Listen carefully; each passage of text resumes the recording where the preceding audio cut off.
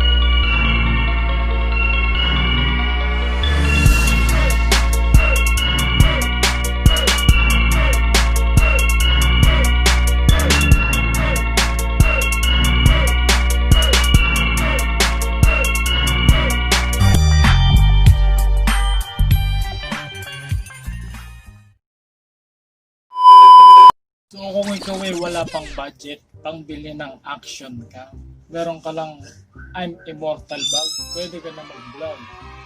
Mag-vlog habang ikaw ay nagmumotor, motovlog. So stig siya dahil malinaw. Nasubukan natin yung kanina sa video na pinakita ko sa inyo. Ayos siya. Great quality.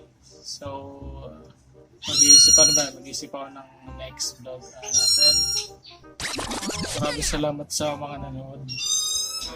Yun na nga guys, so dito ko natatapusin tong video na to. Kung bago ka pa lang sa channel ko, huwag mo makakalimutan mag-like, subscribe, and hit the bell button para laging updated ka sa mga new videos natin. Salamat mga kasuper!